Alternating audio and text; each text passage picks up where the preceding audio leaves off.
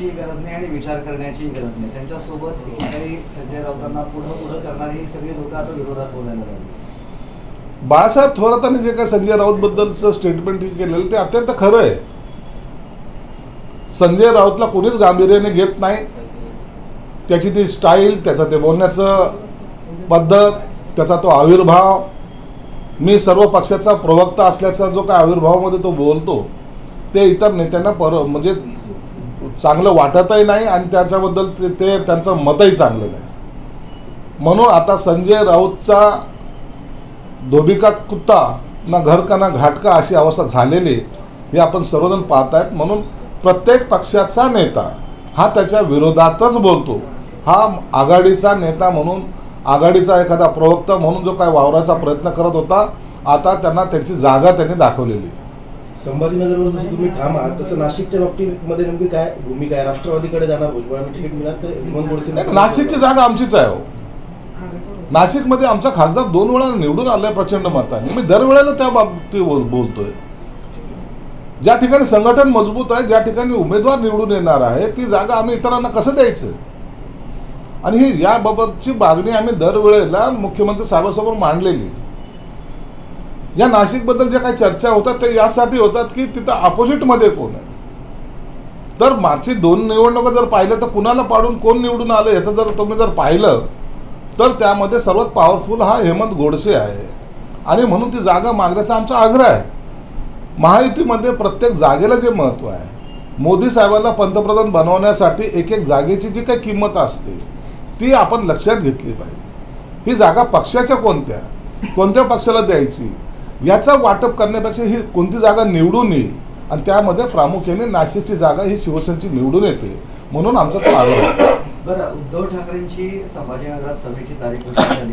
त्यांचं म्हणणं आहे की लोकांना आता कळेल की कोण कोणासोबत आहे, म्हणजे जनता कोणासोबत आहे. उद्धव साहेबाच्या सभेला प्रतिसाद किती मिळतो यावरून सर्व संभाजीनगर आणि महाराष्ट्राला कळेल की कोण कोणाबरोबर आहे. म्हणून आज जरी 1 महिना अगोदर जरी त्यांनी तारीख घोषित केली असली तरी 1 महिन्यानंतर होणाऱ्या सभेला प्रतिसाद मिळणार नाही हे आमचं ठाम मत आहे. ठीक आहे. अमोल कीर्तीकर यांना ईडीची नोटीस मिळालेली आहे आणि ते आज ईडी कार्यालयात जाणार आहेत. त्यावरून अंबादास दानवे यांनी टीका केलेली आहे. त्यांच्यावरती दबाव तंत्र वापरला जातोय लोकसभेचे ते उमेदवार असल्यामुळे आणि ते घाबरणार नाहीत अशा पद्धतीचे. घाबरायला पाहिजेच नाही. ईडीची नोटीस आली याचा अर्थ त्या ईडीने काही प्रश्नावली तयार केलेली असते. त्या प्रश्नाला जर सविस्तर उत्तर दिले तर ईडी कारवाई आपली जितकी आहे तिथपर्यंत सीमित ठेवते. परंतु जर तुम्ही त्या प्रश्नाला उत्तर देऊ शकला नाहीत किंवा त्याच्यामध्ये काही तुमच्यावर जे आक्षेप घेण्यात आलेले, आरोप लावण्यात आले ते जर प्राम्याफिसी जर योग्य वाटले तर ईडी तुमच्यावर कारवाई करते. म्हणून कोणत्याही चौकशीला न घाबरता समोर गेलं पाहिजे आणि आपल्याला विचारलेल्या प्रश्नाचं उत्तर दिलं पाहिजे. एवढंच त्या ईडीचा अर्थ असतो. म्हणून घाबरण्याचं काही कारण नाही. याच्यात कोणाचाही राजकीय दबावसुद्धा नाही. म्हणून केलेली कारवाई ही काही म्हणजे नियमानुसार आहे. त्याला या निवडणुकीचा आणि ईडीच्या कारवाईचा कुठेही अर्थार्थी संबंध नाही. राष्ट्रवादीचे आमदार दिलीप मोहिते पाटील यांनी प्रसारमाध्यमांबद्दल अत्यंत वादग्रस्त वक्तव्य केलं आहे.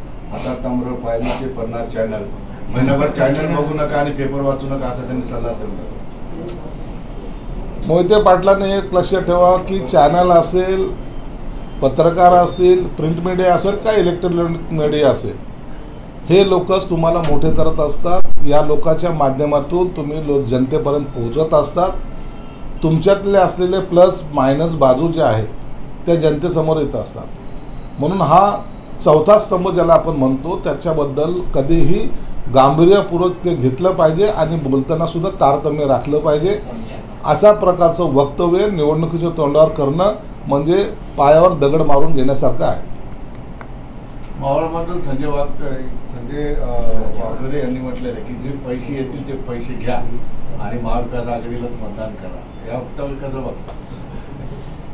यांना आता काही पर्याय राहिलेला नाही. जनतेला काय शिकवत आहेत? जे यांनी पहिले पेरलं होतं ते शिकवत आहेत. पैसे घ्या, महाविकास आघाडीला मतदान करा, इथपर्यंत त्यांची मजल गेलेली. आपण केलेल्या विकासासंदर्भामध्ये जनतेसमोर मांडणं हे यांच्याकडून शक्य नसल्यामुळं ह्या अशा बेताल वक्तव्य करून प्रत्येकजण आपापल्या पद्धतीनं पक्षाचा प्रचार करायला पुढं सरकतोय. परंतु त्यांना जाणीव झाली पाहिजे की आता अशा प्रचार केल्याने जनता आपल्याला स्वीकारणार नाही. परवा राज ठाकरेंची आपण भेट घेतली, तर उद्या गुढीपाडव्याच्या मेळाव्यात ते जाहीर करू शकतात का तुमच्यासोबत येणार किंवा काही चर्चा? राजसाहेबांची मी त्यांच्या निवासस्थानी जवळ भेट घेतली, जवळपास 1.5 तास त्यांच्याशी चर्चाही केली. परंतु त्या चर्चेमध्ये आमचे जुने असलेले संबंध, शिवसेना प्रमुख मराठवाड्याच्या दौऱ्यावर येताना राजसाहेब हे नेहमी बरोबर असायचे, त्यावेळेचे काही आठवणी आणि इतर काही आठवणी, सध्याचं राजकारण असेल, राजकारणाची दिशा असेल, त्याबद्दल राजसाहेबांनी सुद्धा मला मार्गदर्शन केलं. परंतु त्यांची असलेली भूमिका ही उद्याचा जो मेळावा होईल त्यातच ते स्पष्ट करतील. त्याबद्दल ते कधी कुणाशी वाच्यता करणार नाहीत. मेळाव्यामध्ये त्यांच्या मनामध्ये असलेली, मला बोलताना त्यांनी सांगितलं की माझ्या मनात फार काही साचलेलं आहे, ते मी उद्या मेळाव्यात बोलणार आहे. म्हणून राजसाहेबांच्या मेळाव्याकडे अख्ख्या महाराष्ट्राचं लक्ष आहे. आमची अपेक्षा अशी आहे, माझी अपेक्षा अशी आहे की राजसाहेबांनी त्यांचं जे काही मत परखडपण ते मांडतीलच, परंतु त्यांना विनंती राहील की त्यांनी महायुतीबरोबर यावं. ते जर महायुतीबरोबर जर आले तर महाराष्ट्रामध्ये एक वेगळी दिशा या राजकारणाला जरूर मिळेल अशी मला अपेक्षा आहे. हुंडा न मिळाल्या संभाजीनगरचं सुद्धा नाव उद्या उमेदवार जाहीर होऊ शकतो. संभाजीनगरची जागा ही शिवसेनेकडे आहे, याबद्दल एवढा मोठा जास्त वाद नाही आहे. ज्या जागेबद्दलचा वाद होता त्याच्याबद्दल सुद्धा चर्चा मी सांगितल्याप्रमाणे देवेंद्र फडणवीस आणि एकनाथ शिंदे साहेबांमध्ये चालू आहे आणि मला वाटतं ते अंतिम टप्प्यात असल्यामुळं आता तो तिढा सुटल्याच जमा आहे. ज्यामध्ये रत्नागिरी सिंधुदुर्ग असेल, पालघर असेल, ठाण्याची कोणती जागा असेल किंवा मुंबईची असेल, नाशिक असेल, या सर्व जागेबद्दलची जी काही छोटी मोठी चर्चा होती ती मला वाटतं आता संपलेली आहे आणि कदाचित काही नावाची घोषणा उद्या होण्याची शक्यता आहे. संभाजीनगरच्या जागेच्या क्विक सर्वेबद्दल फार चर्चा सुरू झाली आहे की शिवसेनेला 11%, भाजपला 15% आणि अपक्ष 9% अशा लोकांची पसंती दिलेली आहे. याचा अर्थ भाजप शिवसेनेवर दबाव निर्माण करते अशी चर्चा. महाराष्ट्रामध्ये अनेक ठिकाणी वेगवेगळ्या एजन्सीच्या मार्फत सर्वे केले गेलेला आहे, प्रत्येक पक्ष हा करत असतो. पण पॉझिटिव्ह बाजू जर पाहिली तर संभाजीनगरची जे काय सर्वे झालेला आहे त्या सर्वेमध्ये ज्यांनी कोणी सर्वे केला असेल त्यांनी सुद्धा 11%, 15%, 9% केलेले, याचा अर्थ असा समजून घ्या, त्याला पॉझिटिव्ह घ्या. म्हणजे या ठिकाणी महायुतीचा जो कोणीही उमेदवार उभा राहील त्याचे पर्सेंटेज जर पाहिलं तो हमखास निवडून येईल. फक्त एवढाच अर्थ आम्ही त्या सर्वेचा घेतो. एकनाथ खडसेंनी कमबॅक केलंय, तुम्ही म्हणत होते एक भूकंप होणार, तो ह्यातलाच भूकंप होता का आणखी वेगळा काही? एकनाथ खडसे साहेब आता त्यांनी ठामपणे सांगितलं की मी BJPमध्ये जाणार आहे. त्यांचा प्रवेश कधी आणि कुठे होईल हे पार्टी लेवलवर ते ठरवतील. परंतु जर तुम्ही पाहिलं, एकनाथ खडसे असतील, संजय निरुपम असतील, बबनराव घोलप असतील, आणखीन एक माजी आमदार होते, या सर्वांनी आता प्रवेशाचा पक्ष सोडून इतर पक्षामध्ये जाण्याचा मनोदय व्यक्त केला होता. बबनराव घोलप हे आमच्याकडे उभाटा गटातून आलेत, त्यांचं आम्ही परवा दिवशी स्वागत केलं. आणखीन या 2-4 दिवसामध्ये आणखीन मोठाले नेते आहेत, काही आमदार आहेत, ते शिवसेनेमध्ये निश्चित प्रवेश करतील असा आमचा एकंदरीत जी काही व्यूहरचना आहे त्यावरून आता पुढच्या आठवड्यामध्ये तुम्हाला हे इन्कमिंग झाल्याचं तुम्हाला दिसेल सुद्धा. उस्मानाबादचे समर्थक आज वर्षावर फार मोठ्या प्रमाणात समर्थक येऊन त्या ठिकाणी शक्ती प्रदर्शन करणार आहे.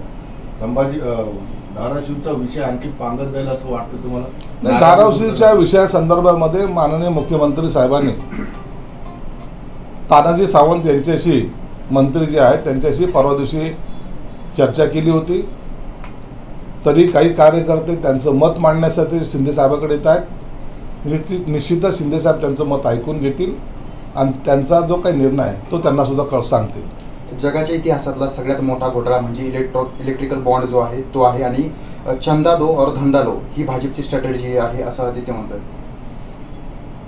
आदित्य ठाकरेला रोज रोज नवीन शोध लागत आहेत. रोज काहीतरी स्टेटमेंट करून आपण कसं तरी मार्केटमध्ये टिकावं हा त्याची धडपड आहे. राजकारणामधला इतका उंचीचं सगळं काय संशोधन फक्त एकमेव व्यक्ती तो आदित्य करू शकतो. म्हणून स्वतःला स्टार म्हणून कुठेतरी दाखवण्याचा हा केविलवान त्याचा प्रयत्न आहे. त्याचा परिणाम सर्वसामान्य मतदारावर होणार नाही एवढं मात्र निश्चित आहे. तर्फे प्रचाराचा झंझावात आता सुरू झालेला आहे. आपण पाहिलं असेल मुख्यमंत्री कालपासून रामटेकच्या दौऱ्यावर आहेत. अनेक शिवसेनेचे मंत्री, जिल्हाप्रमुख, आमदार हे महाराष्ट्रातील विविध भागात जाऊन त्यांना जे काही नियोजित कार्यक्रम दिलेले आहेत त्या कार्यक्रमाप्रमाणे त्यांचे दौरे सुरू झालेले आहेत. महायुतीमध्ये राहिलेल्या जागा वाटपाच्या संदर्भामध्ये काल देवेंद्र फडणवीस साहेब सुद्धा नागपूरला होते.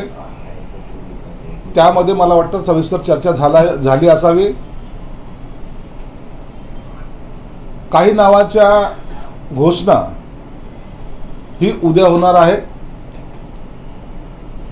आणि म्हणून महायुतीमध्ये आता काही तिढा राहणार नाही असं एकंदरीत चित्र हे संपूर्ण महाराष्ट्रासमोर जाणार आहे. त्या उलट महाविकास आघाडीची उद्या त्यांची काही प्रेस कॉन्फरन्स आहे, परंतु उबाटा गटाच्या प्रवक्त्यानं ज्या पद्धतीने आज प्रेसमध्ये सांगितलंय त्याचा अर्थ असा होतो उद्या नाना पटोलेला त्या प्रेस कॉन्फरन्समध्ये नो एंट्री आहे. मला वाटतं तर नाना पटोले सारख्या स्वाभिमानी नेत्यांनी दरवेळेचा अपमान सहन करण्यापेक्षा पुन्हा घर वापसी करावी हेच कदाचित त्यांच्या बद्दलचं मत इतर नेत्याचं असावं. मग दरवेळेला नाना पटोलेला डॉमिनेट करण्याचा प्रकारही तिथे घडतोय किंवा नाना पटोलेने या महाविकास आघाडीत राहू नये असं चित्र ते निर्माण करत आहेत. म्हणून उद्या गुढीपाडवा जरी असला, उद्या प्रेस कॉन्फरन्स जरी असली तरी त्यामध्ये महाविकास आघाडीमध्ये आणखी मोठ्या प्रमाणावर बंडखोरीची जी काही भाषा आहे ती वापरली जाणार आहे आणि ही महायुती आघाडी उद्या तुटल्याची घोषणा कदाचित बाहेर प्रेसमध्ये नव्हे तर बाहेर होण्याची शक्यता नाकारता येत नाही. मैत्रीपूर्ण लढतीला कुणाचाही पाठिंबा नसल्यामुळं प्रत्येक पक्षाचा, जसं सांगली असेल, भिवंडी असेल किंवा अनेक ठिकाणी काँग्रेस आपले उमेदवार उभं करतील असा एक अंदाज या ठिकाणी आहे. ज्या प्रकाश आंबेडकर साहेबांना काल 3 वाजेपर्यंतची मुदत दिली होती त्यांनी सुद्धा त्यांचा प्रस्ताव हा धुडकवलेला आहे. म्हणून आता महायुतीमध्ये, महाआघाडीमध्ये आता अलबेल नाही हे स्पष्ट जाणवत आहे. वडट्टीवर आजकाल एक वादग्रस्त वक्तव्य करण्यामध्ये आता त्यांचाही कल आता संजय राऊतकडे जाताना दिसतोय. कधी त्या संजय राऊतची भूमिका असलेली वक्तव्य ते करतात. प्रकाश आंबेडकरला तुम्ही हुंडा देता म्हणजे प्रकाश आंबेडकर तुमच्या घरी नांदायला येणार असा त्याचा अर्थ होतो. प्रकाश आंबेडकरांच्या घरी तुम्हाला नांदायला जावं लागेल हे लक्षात ठेवा. म्हणून असं वक्तव्य करून पुन्हा त्यांना डिचवण्याचा जर प्रयत्न केला तर महाराष्ट्रामध्ये त्यांना त्यांचे या कर्माचे फळे भोगावे लागतील.